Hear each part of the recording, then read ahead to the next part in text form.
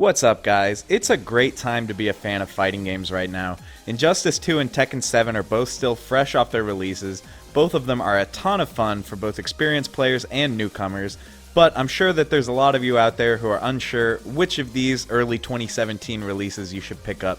So in this video, I'm going to be running through the two games, comparing and contrasting to help you better make an informed decision on which game is worth your time and money. So first off, I want to talk about the two games' single-player offerings. Both games have a cinematic story mode with some pretty cool cutscenes interspersed with gameplay. Both games do that thing I love where it seamlessly transitions from cutscene to fighting. It's a cool effect that never gets old. Although Tekken 7's story mode has a lot of fan service for people who love the series, it's only about 2 to 3 hours long, and a fair amount of that is taken up by still images with a really bored-sounding narrator on top of it. When I returned, nothing was as I remembered. Injustice 2's story mode is about twice as long as that, and overall, it's a lot more cinematic. It feels like you're actually watching a superhero movie. In addition to the story mode, Injustice 2 also has a mode called the Multiverse, where you can visit a rotating set of planets that all have their own missions for you to complete.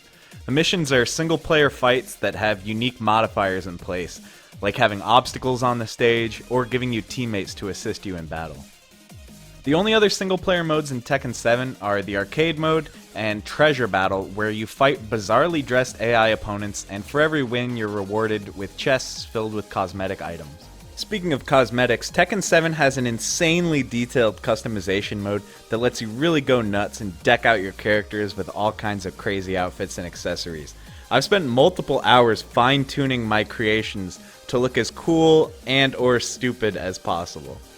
Injustice 2's character customization isn't quite as crazy. For better or for worse, you can't make your character completely unrecognizable. One really neat aspect is that in Injustice 2, your character loadouts actually have stats attached to them, so it becomes kind of a fun game within the game to try to build out the most powerful version of a character possible. Trying to find rare gear inside of the loot boxes that the game throws at you. You can even design a custom AI for your character and pit it against other players' creations online while you're away from the game. So while Tekken 7's single-player offerings aren't bad by any means, Injustice 2 really goes the extra mile to make sure that solo players can really have a great time with the game.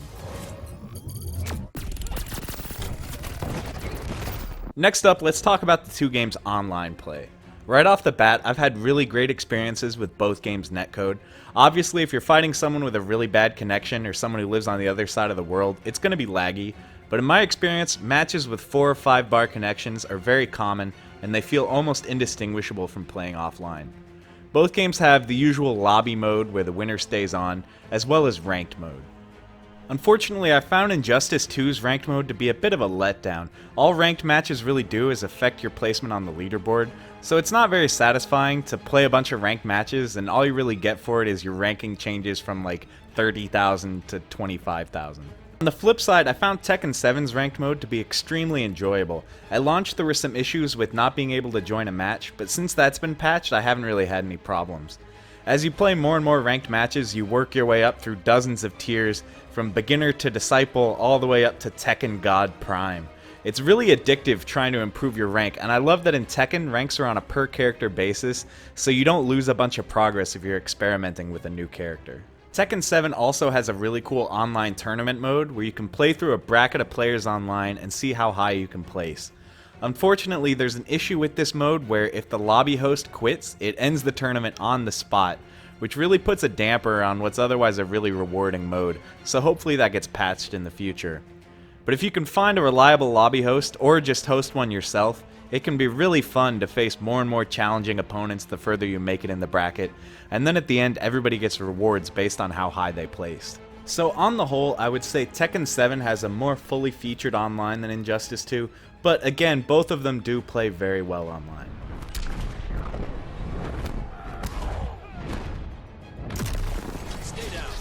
Finally, let's talk about the actual meat and potatoes of these games, their fighting systems and how they actually play. The most obvious difference is of course that Injustice plays on a 2D plane, while Tekken plays on a 3D field, but the differences go a lot deeper than that. In general, Injustice is a lot more about offense, pressure, and mix-ups. Injustice 2 is a game that's balanced around every character having very powerful options, and the fact that every character has a unique trait makes them all play very differently. It's also worth noting that Injustice 2 is a very projectile-heavy game, so if you're the kind of player who gets easily frustrated by fireballs and bullets, you might want to stay away.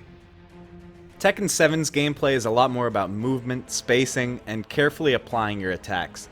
The characters may feel more homogeneous since their attacks look a lot more similar, but what I really love about Tekken is that every character has an insane amount of depth. Most characters' move lists have dozens, if not hundreds of entries, and completely mastering a character can take years. I know this sounds crazy and intimidating, but the steady progression of learning your character and learning how to counter the rest of the cast is something I've found extremely rewarding. Unfortunately, Tekken 7 is extremely light on tutorials compared to Injustice 2, which has a general tutorial to learn the systems of the game, as well as character tutorials to help you learn your combos. But as for which game plays better, I think it comes down to personal preference. I personally prefer Tekken 7's more patient style, but I wouldn't fault anyone for liking Injustice 2's balls to the wall action. So this brings us to the golden question. Which one should you buy? Well, if you can, I would say definitely get both games. They're both super worth it, but I know that's kind of a cop-out answer. So I would say if you're mostly going to be playing single player, then Injustice 2 is a no-brainer.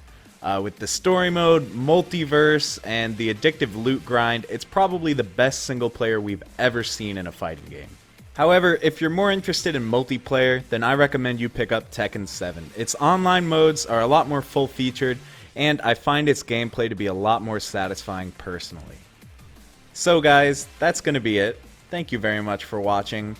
Hopefully you found my opinions helpful. Be sure to leave a like if you enjoyed the video. Go ahead and hit subscribe if you haven't already. It's much appreciated, guys.